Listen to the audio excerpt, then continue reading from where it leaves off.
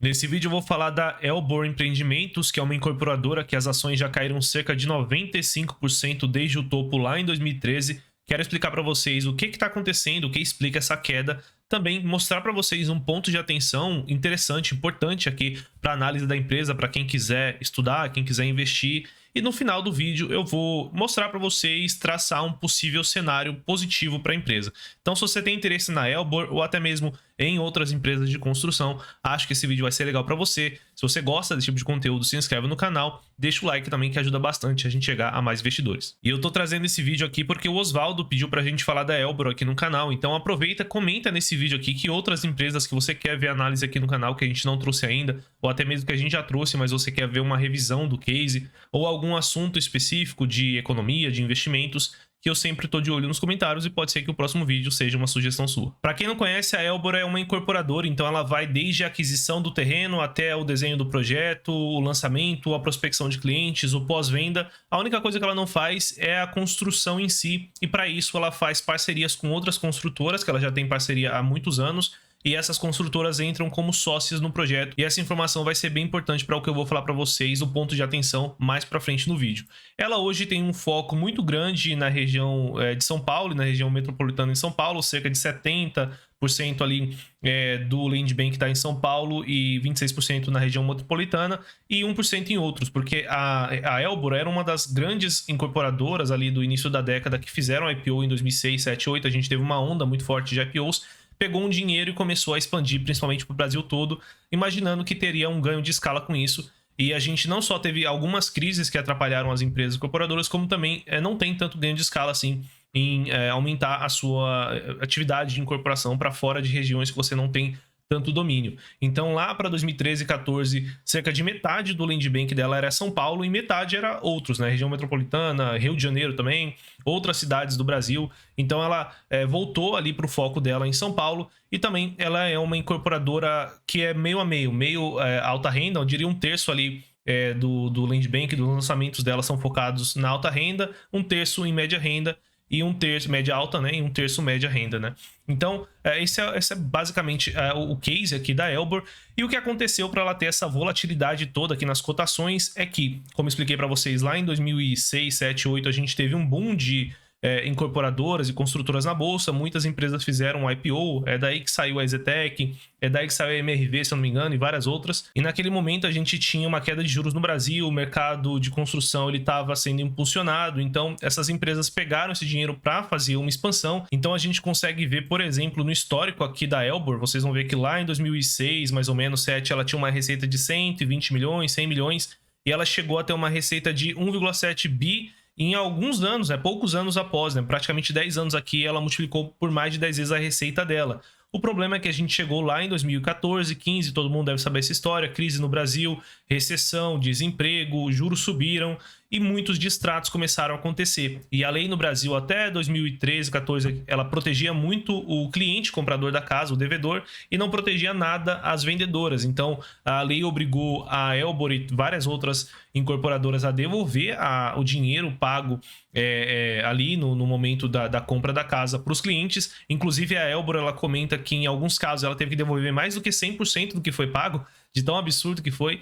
E aí, enfim, ela encheu o balanço de dívida para poder crescer pelo Brasil, e principalmente São Paulo, imaginando que viria uma venda. Não só a venda não veio, como ela teve que devolver o dinheiro e agora estava com a dívida no balanço, né? Então, isso acabou prejudicando bastante. Com o aumento de juros, os resultados pioraram, como a gente tem visto acontecer também hoje aqui no Brasil. Então, quando a gente pega, por exemplo, as margens da empresa, vou colocar aqui para vocês verem, a margem anual aqui da Elbor, vocês vão ver que ela teve uma piora considerável de margens, né? Então ela tinha ali 15%, 18% de margem líquida antes dessa crise toda acontecer, e ela chegou a dar prejuízo aqui com uma margem líquida negativa, digamos assim, de 50%, e vem tentando aí se recuperar.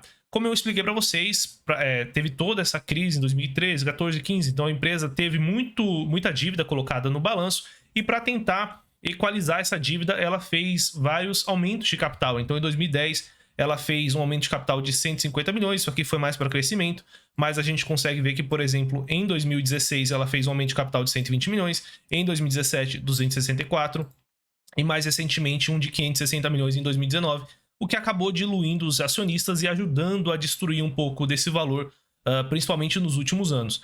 Ela estava conseguindo, né? Parece que deu certo, ela estava conseguindo equalizar essa dívida. O que aconteceu? Mais uma crise, a crise do C19, que novamente não preciso explicar para ninguém. Os juros acabaram subindo. No primeiro momento foi até positivo, os juros caíram, isso impulsiona um pouco o setor de construção civil, mas a inflação veio logo em seguida, e principalmente a inflação do setor de construção. As pessoas, isso acaba desestimulando ali a venda, e a empresa agora voltou a ter uma dívida um pouco mais significativa dentro do balanço, principalmente porque ela não tem feito tantos lançamentos. Para ela tentar equalizar essa situação, não só os aumentos de capital foram feitos, mas também ela focou em desovar, digamos assim, aquele estoque pronto, legado, que ela não tinha conseguido vender lá em 2016, 2017, né? Então em 2018 ela tinha quase 2 bi de estoque pronto que ela não tinha vendido, e ela vem reduzindo, e percebam aqui que os lançamentos foram bem poucos, né? Então em alguns anos aqui, principalmente de 2020 para frente, ela voltou a fazer lançamentos e vender nesses anos, mas o foco da empresa mesmo tem sido vender o que já estava pronto para gerar esse caixa para tentar reduzir a dívida. Então ela tem conseguido aqui reduzir bastante o estoque legado que ela tinha lá desde 2018, e agora tem feito os novos lançamentos para recompor esse estoque, voltar a vender, gerar caixa e reduzir essa dívida.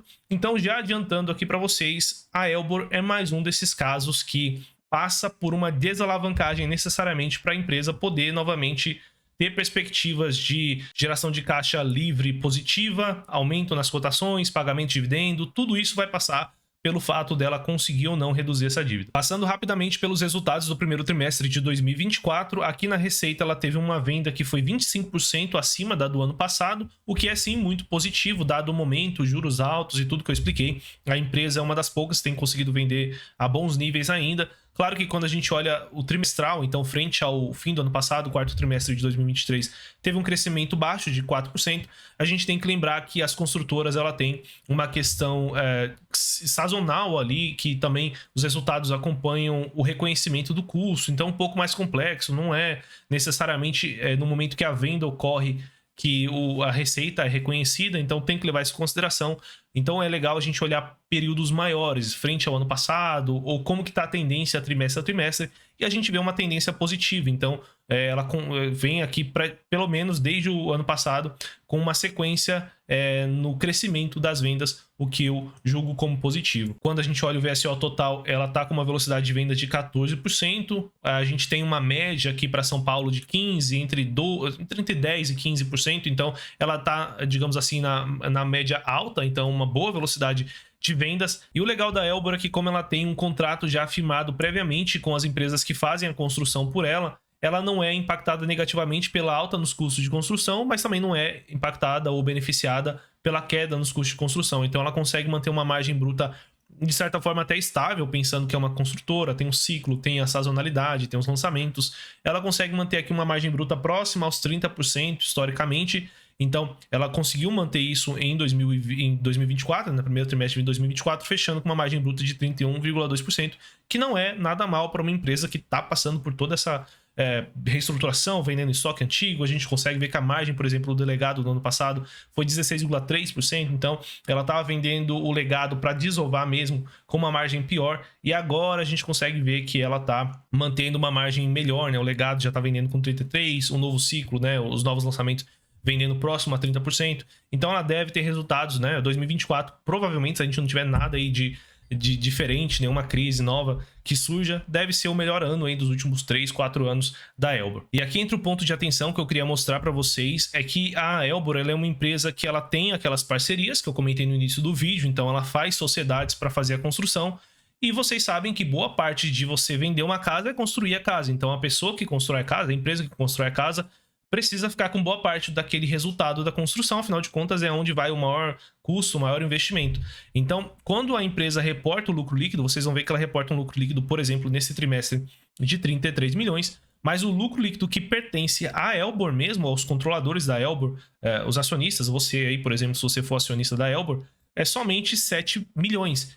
Isso aqui é importante porque pode confundir os investidores na hora de olhar os indicadores, principalmente alguns sites que agregam informação. Então aqui no Oceans 14, por exemplo, vocês vão ver que é uma empresa que está hoje com um PL de 1,6 vezes, porque ele está considerando o lucro de 33 milhões. Se a gente colocar o lucro de 7, né? Se a gente vir aqui para o dado cadastral da empresa, ela vale mais ou menos 300 milhões. Se a gente anualizar esses 7 milhões de lucro, já vai para uns 28, 30, né? Então, não precisa nem fazer conta aqui, o PL está mais próximo de 10 do que de 2. Então, isso aqui engana bastante, né? E eu queria alertar para vocês.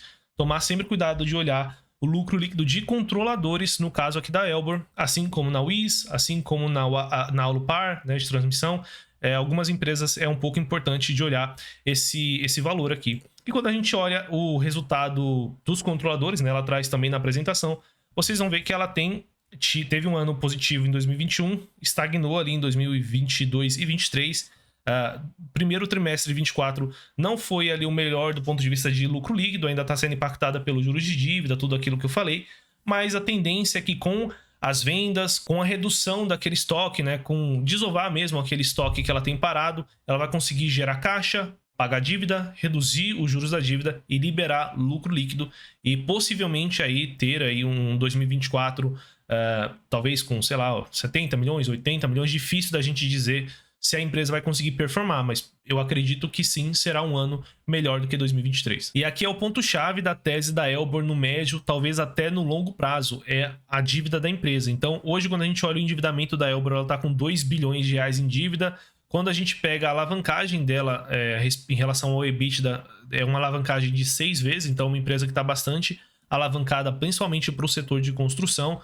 E quando a gente olha aqui a dívida líquida, ela está com 1,6 bilhão de reais. Então agora, né, já entrando na parte de qual que é a tese, qual que é o cenário possível e positivo para a Elbor que eu começo a enxergar a partir do segundo trimestre.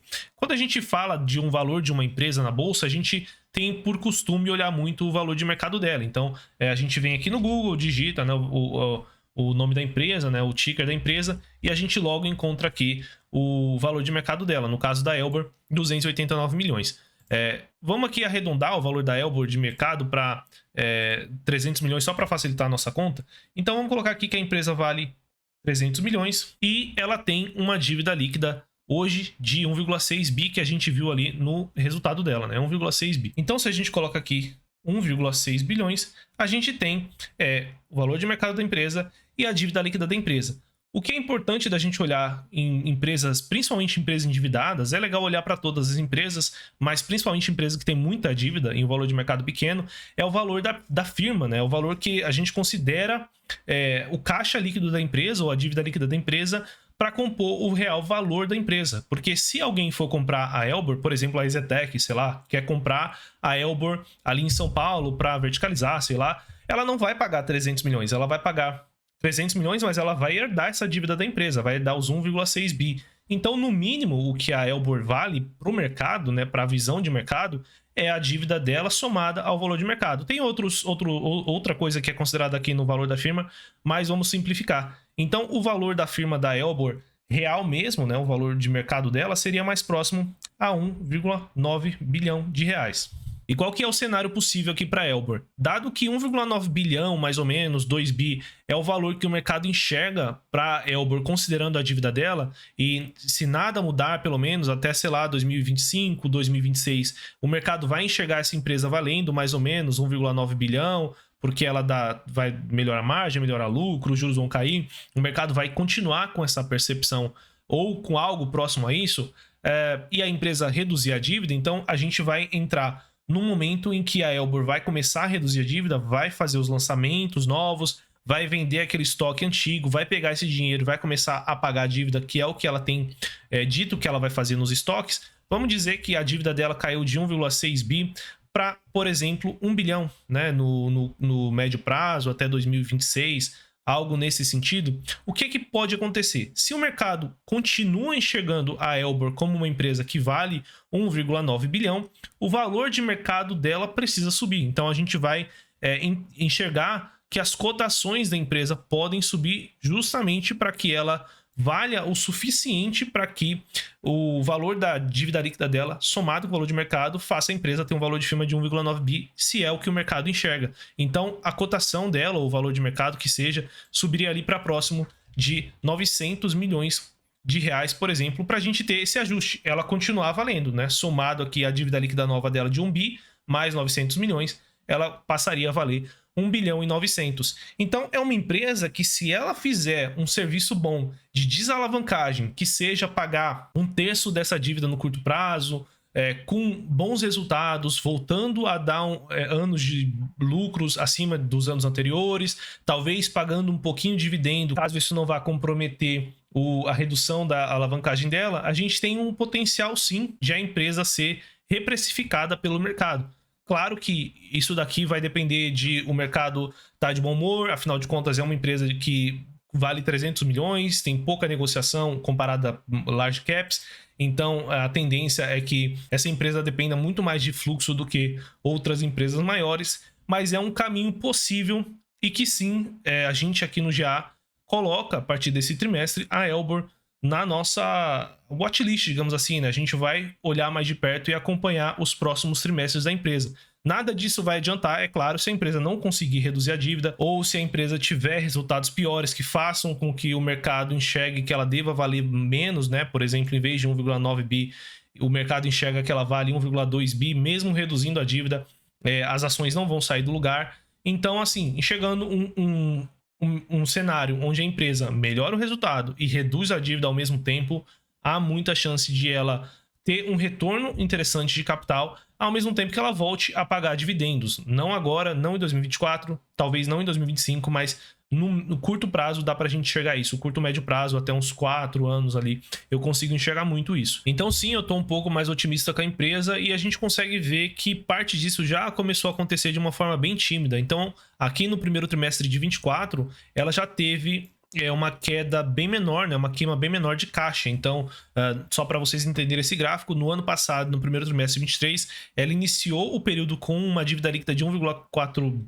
bi, né? 1 bilhão 480 milhões, e terminou o trimestre, né, com uma dívida maior. Então ela teve um cash burn na expressão utilizada da empresa, um aumento de dívida líquida no trimestre e com uma disponibilidade menor do que ela tem agora. Então agora ela tem mais caixa e reduziu o caixa em 3 milhões. É pouco, é sim. No trimestre passado, reduziu 24 milhões.